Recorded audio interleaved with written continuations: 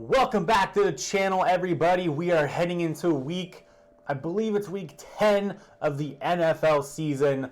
We have made it to double-digit weeks. Excited for this week. A lot of good matchups. Let's get right into it. We are going to go straight to Cleveland, where we got the Houston Texans traveling to, again, Cleveland, which is where the Browns reside.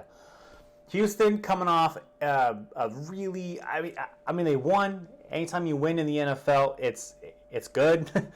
But they came off barely squeaking by a bad Jacksonville team with a rookie quarterback. Yes, it was a last-minute touchdown. I get it, and they missed the 2-point. But, man, to have Jacksonville hang around like that just does not bode well for Houston. Cleveland, on the other hand, coming off a bye last week after that disgusting, blustery weather game against the Raiders, where Cleveland did not look good. Yes, the weather played a huge part, but 6 points of offense, not ideal. For Houston, I'm probably coming onto this bus way later than a lot of people. You guys have probably already figured this part out. I have not. Houston's not good. I assumed once Bill O'Brien left, the team would... the team's talented. Yes, they got rid of DeAndre Hopkins. I get it. You still got Deshaun Watson. You still got that defensive line, J.J. Watt. But, man, this year, when you put a team like that up against Jacksonville, their true colors come out.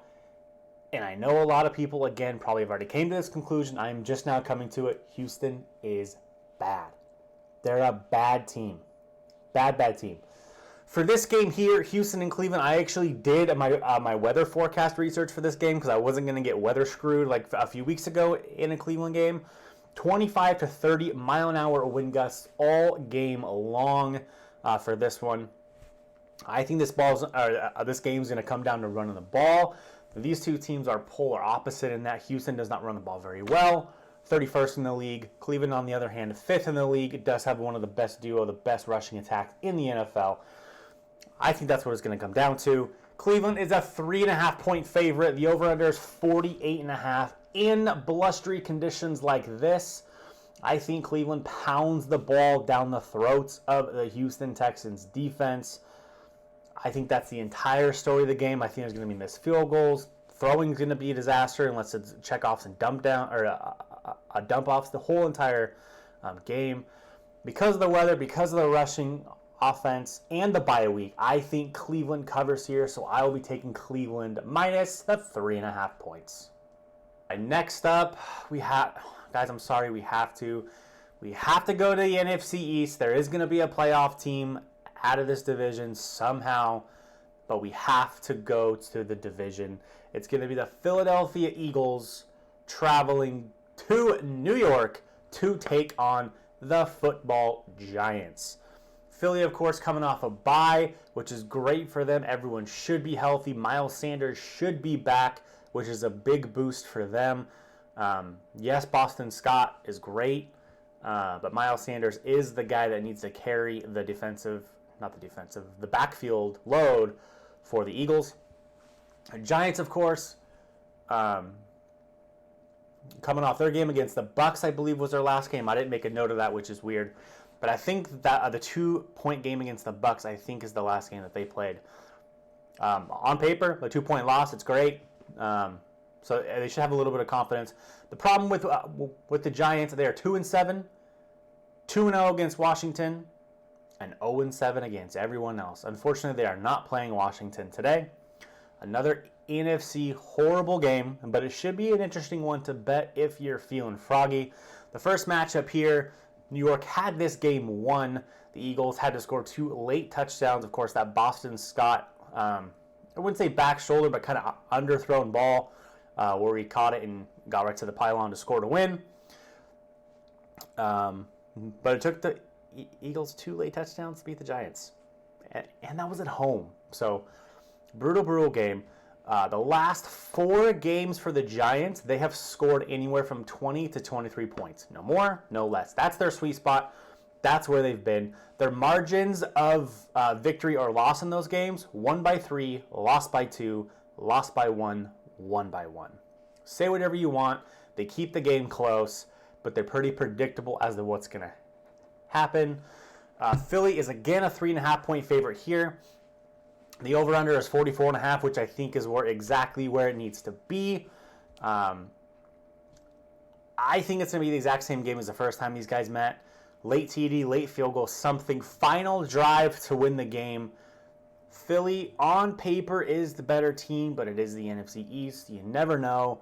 It's hard to predict. Everybody is absolutely terrible.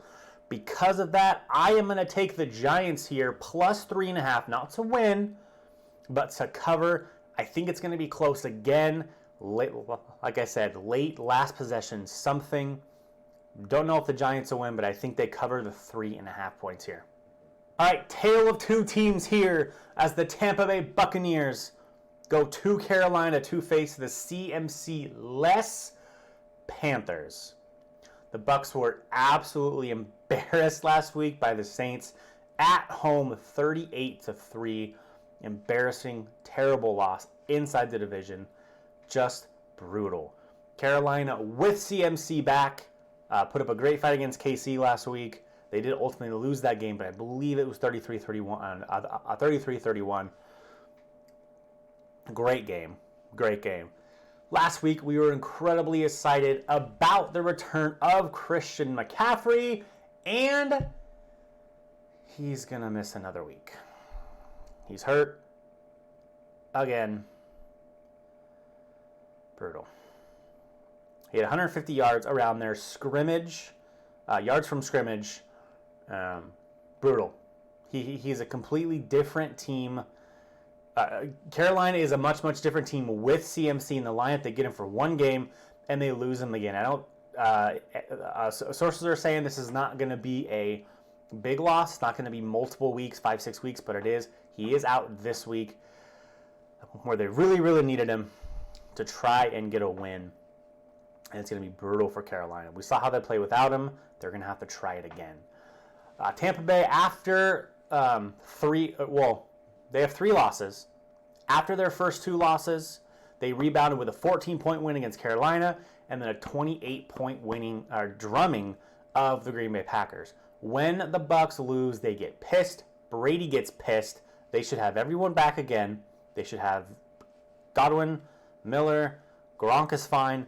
They have their team. I think this is going to be a really bad game for Carolina. They don't have CMC. Without Christian McCaffrey, I think they regress a bit, as Tampa has done all season long. When they lose, they come back fired up. They're pissed off. They are traveling on the road. The spread is 5.5 for the Tampa Bay Bucs. The over/under is 50.5. With CMC, I might have been a little bit more comfortable betting the over/under, although I'm sure it would have been a little more. 50.5, just don't trust them without CMC. Tampa Bay is going to come in. They're pissed off. I think 5.5 is just fine for them. Tampa Bay to cover, and they're going to go 3-0 after a loss.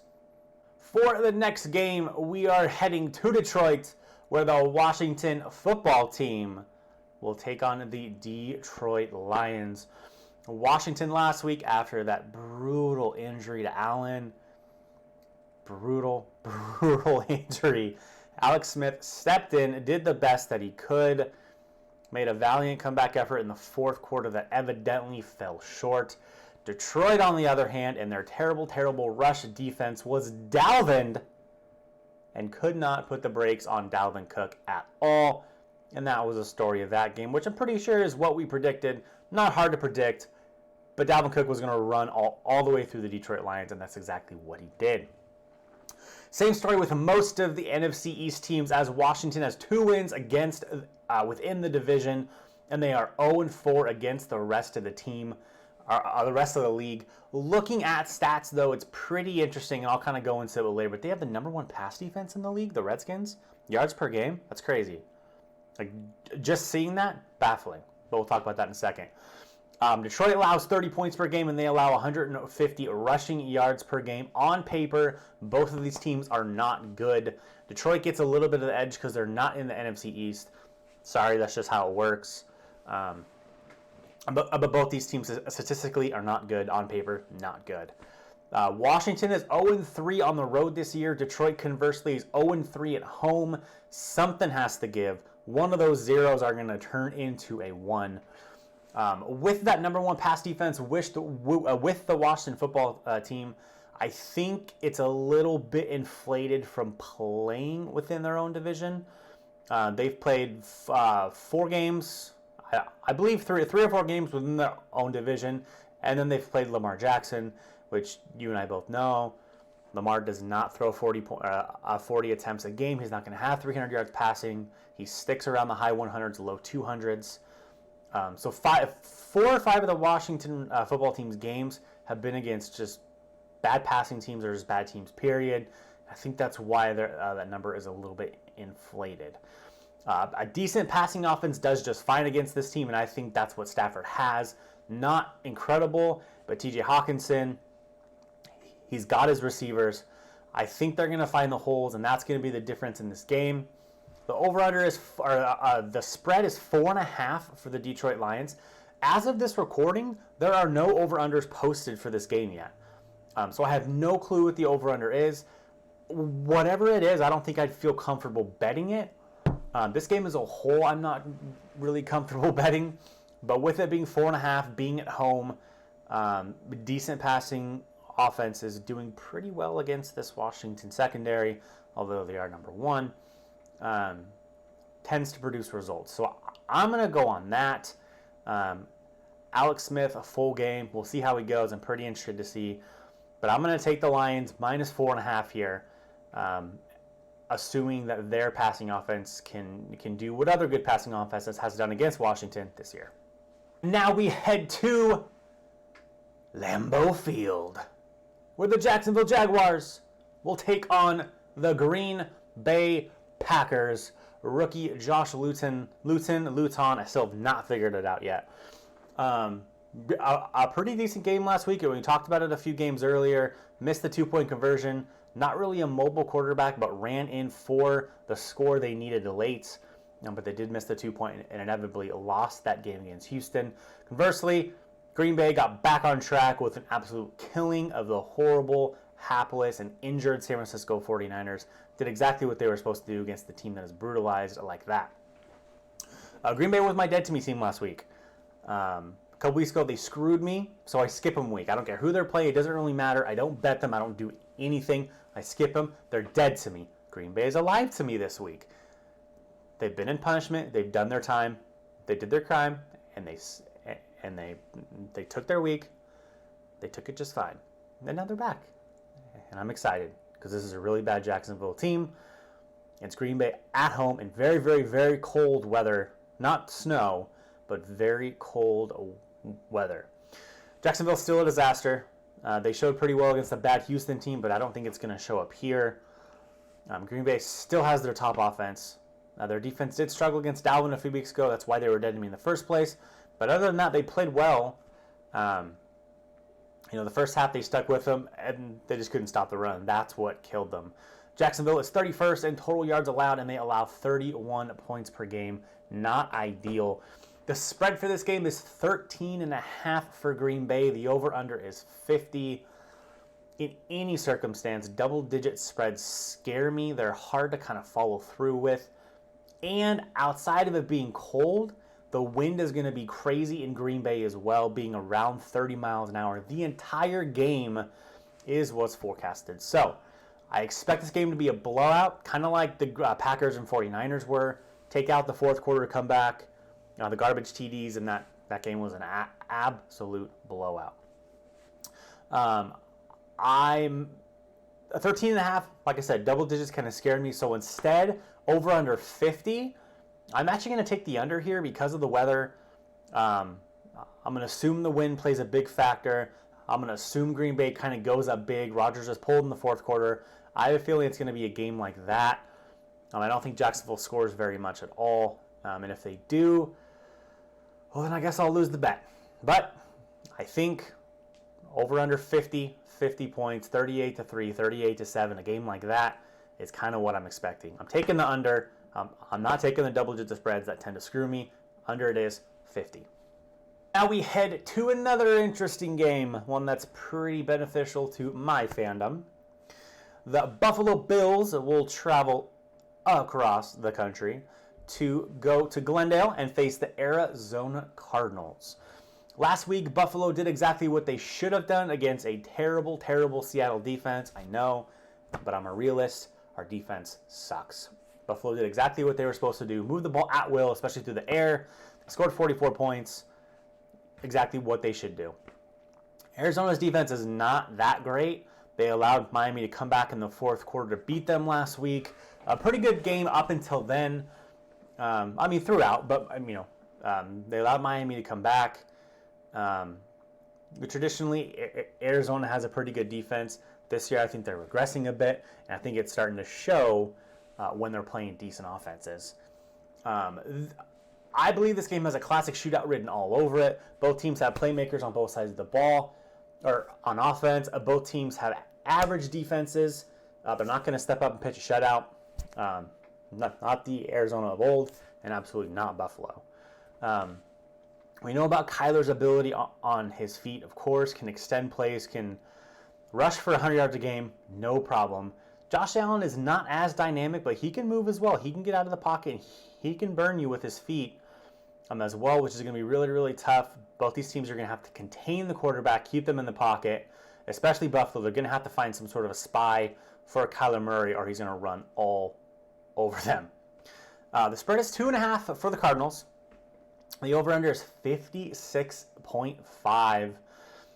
Both these teams combined average 800 yards per game, and the combined 55 points per game is what they score. I think the over-under is set exactly where it needs to be. Arizona started out 0-6 on the under. However, these are the teams they played: San Francisco, Washington, Detroit, Carolina, the Jets, and Dallas. 6 unders, absolutely. Last 2 games, Seattle and Miami, 2-0. The defense, like I said earlier, defense is getting exposed a little bit. When they play a good offensive team, they're not as good. They have the best safety in the game, in my opinion, in Budda Baker. But when they play a good offense, I think they get exposed a little bit. I think it's going to happen again. The over is pretty high, especially to take in a dome. I think both teams score points. But honestly, because of both teams' offenses, because I don't trust either team's defense, the over-under is 56.5. Buffalo could easily come in and win this game in Arizona. Probably a game I'm going to avoid because I don't really know what to do here. But if I had to bet, I'd probably bet the over 56.5. I could easily see another 34-31 game, 37-34, 31, 31-30, stuff like that. I could easily see both teams putting up 4 touchdowns each. That's what I put my money. Take the over, 56.5, although I probably won't. All right, now we head to Las Vegas, where the Denver Broncos will go into the new home for the Raiders and take them on. An AFC West showdown that's very, very important for both teams, especially anybody potentially trying to keep pace with the Kansas City Chiefs, although it's not going to happen. Denver almost hit Atlanta last week again with a comeback. 21 points in the fourth quarter. I didn't bet on the Falcons. It would have been brutal, but I really wanted to see Atlanta blow another lead like that. Denver almost did it. Just were down too many points trying to figure it out, and they ran out of time.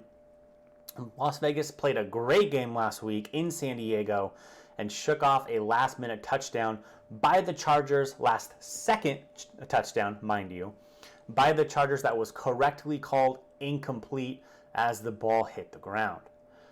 An interesting stat here, the last 3 games for the Denver Broncos, they've scored 25 points in the first 3 quarters combined in 3 games.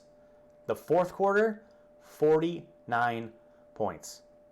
Crazy. Fourth quarter, 49 points in their last 3 games total. It's absolutely nuts. They allow themselves to get into a big hole, try to claw their way out of it. They've done it, I believe, once, but they got to stop getting into these holes. Just doesn't work like that. Las Vegas has won 3 of 4 and kind of quietly have found a way to score 28 points a game. If you would have asked me without me looking at the stats, I would not have said Las Vegas has 28 points a game. I know they have a great offense, Josh Jacobs, Nelson Aguilar. But the biggest part of that, I think, is David Carr. The Raiders, as a team, have only turned the ball over 9 times, and David Carr has only thrown 2 interceptions. When your quarterback takes care of the ball, good things happen offensively, and that's what's going on in Las Vegas. The over-under is 50.5, and the Raiders are favored by 4.5 points. Surprisingly, these two teams are 11-4-1 combined on the over. I do think the Raiders win this game, and I don't think we're going to see another fourth quarter magic from Drew Lock and the Broncos. This one's a numbers game to me. Assuming Las Vegas can score 30, do I see the Broncos putting up 21?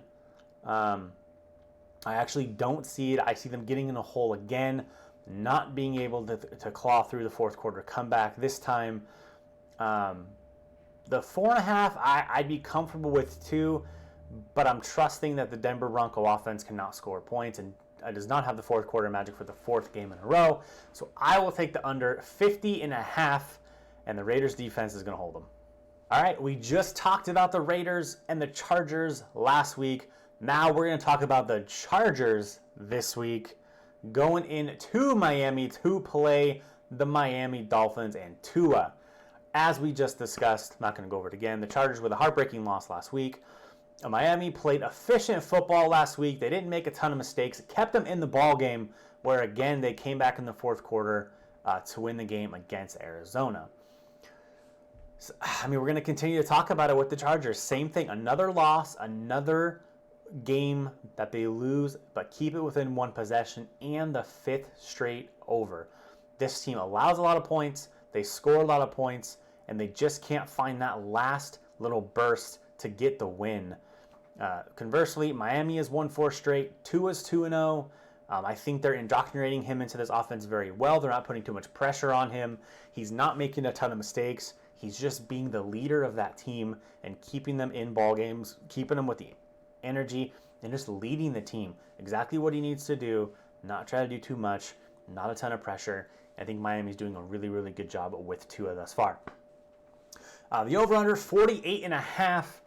Miami is a 1.5 point favorite at home. The Chargers are 2-6, but I think that's horribly misleading. They're a much, much better team than 2-6.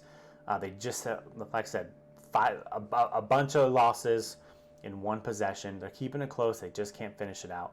I actually think that the Chargers come in and win this game.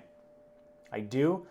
The Chargers keep it close. Miami's been playing great football lately. The fact that they're only a 1.5 point favorite at home kind of worries me a little bit. I know a lot of people are going to think the other way, like, oh man, only 1.5 points. This is easy. That's an easy bet. Miami's going to get them. I think this is a game where the Chargers do not fall to 2-7. I think the offense figures it out. Miami has a great defense. I'm not going to dispute that. But I just have a feeling that this is one of the games where Justin Herbert figures it out, goes on the road, gets a W. I do think it's going to be a 1-possession game, like always with the Chargers. But it's going to be a beautiful day in Miami Gardens. Like I said, I think the Chargers win this game. However, I'm not betting the Chargers. I might sprinkle some money on the money line, but I'm actually going to take the over-under here. With how many points the Chargers score, the Dolphins, I don't think score. I didn't put down the stats, but I don't think the Dolphins score as much. But I think with Tua, they're going to match. It's going to be one of those back and forth games. With it being 48.5 points, I think 49 is entirely attainable. Again, I think the Chargers win this game on the road against Miami and pull the upset. But my money's going to go on the over 48.5. Well, now we go to a pretty interesting game. Divisional game where the Cincinnati Bengals will go to Pittsburgh to take on the Pittsburgh Steelers, 8-0, still the lone undefeated team in the NFL. Cincinnati pulled a huge upset last week where Tennessee came into Cincinnati, and the Bengals beat them pretty convincingly. I believe it was 31-10 or something like that. pretty convincingly. Tennessee could not stop Joe Burrow and the Bengals at all. Pittsburgh, on the other side, we know exactly what happened with that. They forgot to play football for 2 quarters and had to claw and battle and fight their way back to beat the terrible Cowboys at home. No idea what was going on with Pittsburgh. They looked terrible. Clearly, they overlooked the Cowboys. And that's what happens. Any team can beat any team in the NFL, no matter how bad they are, if you overlook them. I think that's what happens. What happened, the Steelers were lucky that they came back and won that game. Cincinnati could not stop Derrick Henry, as most can't. I think he only rushed about 18 times, but he still crossed 115 yards on the ground. Derrick Henry is just incredible. But Cincinnati kind of shut down everything else. A defense played well, and the offense just put Tennessee on their heels, made them make a lot of bad choices, forced a lot of balls. Exactly what Cincinnati wanted to do. Pittsburgh completely got away from their own game plan in Dallas. 46 yards rushing on the ground for James Conner or something like that. Terrible. It doesn't matter what team you're playing, you cannot get away from running the ball. They could not move the ball on the ground. They put a lot of stock into Big Ben. Again, at the end, he made it work, but man, a struggle all game long for Pittsburgh's offense. They should be worried. If they do any of that at all against Cincinnati, they're going to lose this game pretty handily. The over-under is 45.5, which I think is kind of low, but Pittsburgh is favored by 6.5 points. The Bengals have been the underdog in the last 3 games, and they have covered all 3 of those games, with every single one of those games hitting the over. I do think that the Steelers bounce back here, but I don't think it's going to be easy. Cincinnati's going to fight. They have a great offense. Joe Burrow's playing great this year. And so because of that, I think Cincinnati actually covers the 6.5 here. Last second touchdown, Pittsburgh up by 14, up by 13, touchdown Bengals, run out of time. That's what I think what's going to happen here. But my money is actually be going on the over. I think 45.5 is super low. Pittsburgh's going to put up their points, and Joe Burrow, as great as the Steelers' defense is, Joe Burrow's going to put up points as well. 45.5, I think, is way too low for these 2 teams, considering what the Bengals have done offensively, and then Pittsburgh being Pittsburgh with the weapons that they have. My money will be on the over, 45.5 in Pittsburgh. Next up, we go to New Orleans, where the Saints will host the San Francisco 49ers. San Francisco was still brutalized by injuries. Then the COVID list hit them last week with Ayuk, Bourne, Trent Williams, and Debo, I think, was on COVID, although Debo was never going to play anyway. And really, the only thing they could do was score garbage points. Green Bay dominated that game from start to finish. Green Bay got some garbage points. I think the over hits in the last second with that touchdown, with the commentators calling it, which was pretty interesting. New Orleans, on the other hand, we talked about it earlier, threw everything they had at the Buccaneers, hammered the Buccaneers. Defense completely held on, only allowed 3 points. Drew Brees completely dominated that game last week.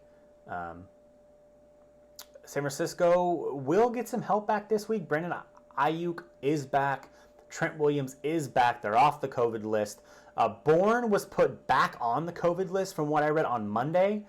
He has to have 3 consecutive negatives to play. I don't know what's going on with Kendrick Bourne, but the Niners are still going to be without Debo. He's not ready. Mostert's not ready. And Tevin Coleman, Mostert's backup, is also not ready to play. So still decimated by injuries.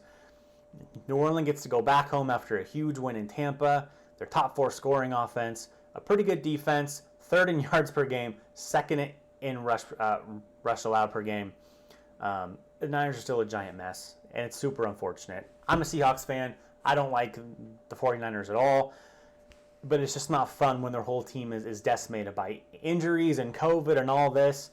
I can't really brag about them being crappy because of that. So I don't like seeing it, but they are a mess, and it is unfortunate.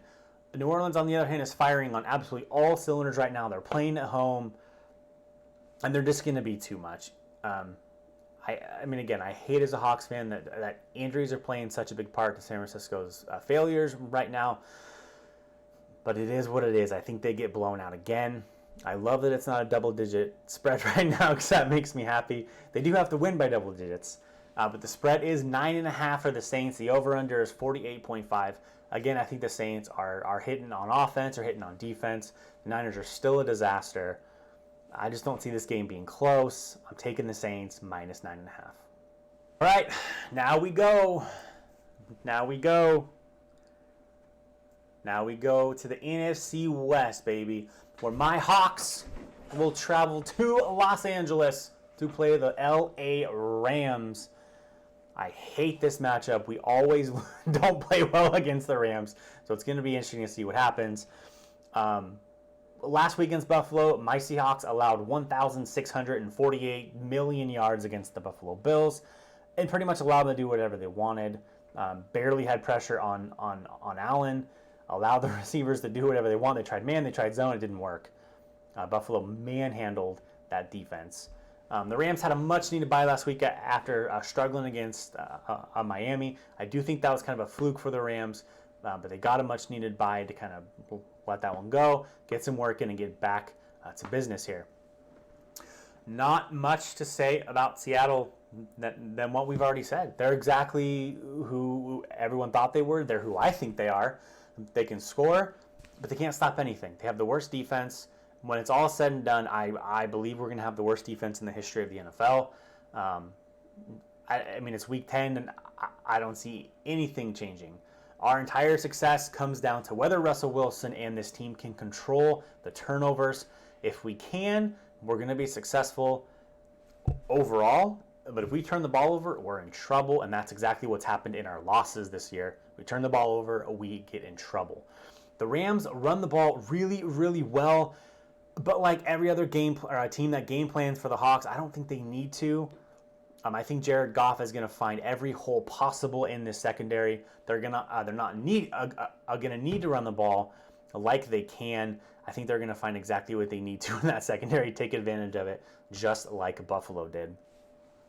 This is how much people don't trust the Seahawks defense anymore. The Rams are actually a 2-point favorite here, and the over/under is 54.5.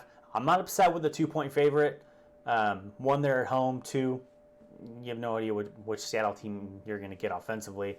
The past 2 or 3 games, 7 turnovers in the 2 losses? It's bad. This is the best defense Seattle has faced all year long. So I'm curious if the Hawks offense can continue to do what they do. The Rams are going to put pressure on Russell Wilson. Can the Seahawks game plan effectively to combat those blitzes, combat Aaron Donald coming for Russell Wilson's head? That's going to be the big deal here for this game. Statistic-wise, the Rams have a great defense, yes. However, just like we talked about earlier, the Rams have faced the entire NFC East team. They've faced the Bears, and they faced a terrible San Francisco team. So statistically, just like I already forgot the other team we talked about. But just like that team, I think the stats are a little bit inflated because of who they've played. They still have a talented defense, but when you play the NFC East four times, a beat-up Niners team, and then a Bears team that struggles offensively, your numbers are going to look great. With this game, until I see a different result, I'm not going to bet on the Seahawks to cover a spread because I don't trust them defensively. I don't trust them to win games, but I do trust that they are going to score. The over-under is 54.5 here again. That's how I'm going to bet this team until they give me a reason not to. I'm taking the over. Seattle will score. The Rams will obviously score. And I'm not going to bet the win. I'm going to bet the points because that's what the Hawks do. 54.5, the over, take it.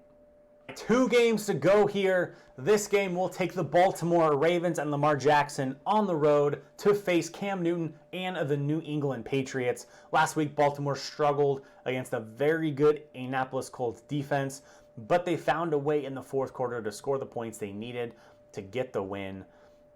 Colts played great. Baltimore just found a way, which is what good teams do.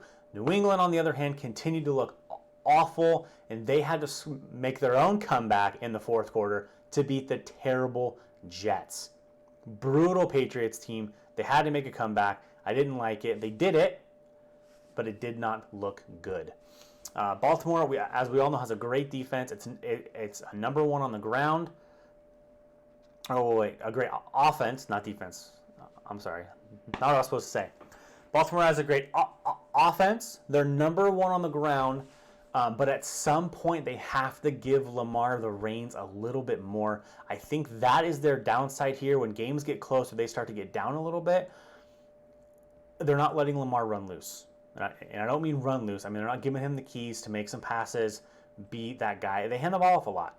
It's working. They're winning games. I'm not saying they should stop it, but at some point for this team to get deep, they're going to have to let Lamar loose a little bit. He can't be the 180-yard quarterback every single game. It's just not going to work that way. The Patriots look terrible and more terrible and more terrible as every single week goes on. They have no sort of passing offense. The last 4 games, Cam Newton has goose egg 4 touchdown passes. Absolutely goose egg. Granted, the last 2 games, he hasn't thrown a pick either. But when you don't throw for touchdowns, it's going to be tough. Baltimore is a 6.5-point favorite. The over-under is only 43.5. This is a Sunday night game. And again, I checked the weather. It should be raining all game long. Neither of these teams can pass well. Neither of these teams pass very well. Baltimore can, but they don't. But both teams run the ball very, very well, which I think is what's going to happen. The difference is the Baltimore defense can stop the run. The Patriots defense cannot. That's going to be the difference. I think New England struggles here to stop the run. They can't really make a comeback in the weather. Kicking is going to be a disaster. And I don't really think the Patriots bring much. They're not a good team. I think Baltimore wins by the touchdown, probably double digits to be honest with you. If it's a blowout, it wouldn't surprise me with how bad the Patriots are. But with the spread being 6.5 for Baltimore, I will take that. I will put the money. Prime time, Sunday night, Baltimore covers 6.5. And finally, we head to Monday Night Football, where Dalvin Cook and the Minnesota Vikings travel to a big, big game in Chicago to take on the Bears. Dalvin, again, last week was being a Dalvin, absolutely torched the terrible Detroit Lions defense, 250 plus yards from scrimmage. Just like against Green Bay, he did whatever the hell he wanted to. The Bears, on the other hand, last week forgot to play for about 3 quarters against Tennessee and put up 27 in the final frame. Is that right? Did I write that note correctly? Maybe I wrote that note incorrect. I don't think that's supposed to be 27. Maybe 17. Ooh, I probably should look at that. But anyways, Chicago attempted to come back against Tennessee. Didn't work. Came up short. Tennessee got that win. Okay, yeah. I cut it there because that was driving me nuts. And no way the Bears scored 27 points in the fourth quarter. That drove me nuts. I had to check. It's 17 points, just like I thought. I typed in the wrong thing. They did put up 17, came up short. Tennessee beat them by a touchdown. Back to Minnesota, starting out slow. Dalvin did not have a great first 2 weeks of the season. Since then, the last 5 games, he has averaged 150 yards just on the ground. And Minnesota is leaning into that game plan, and I think it's incredibly smart for them to do so.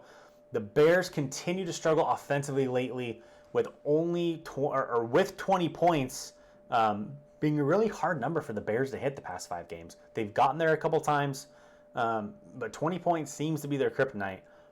That's not good.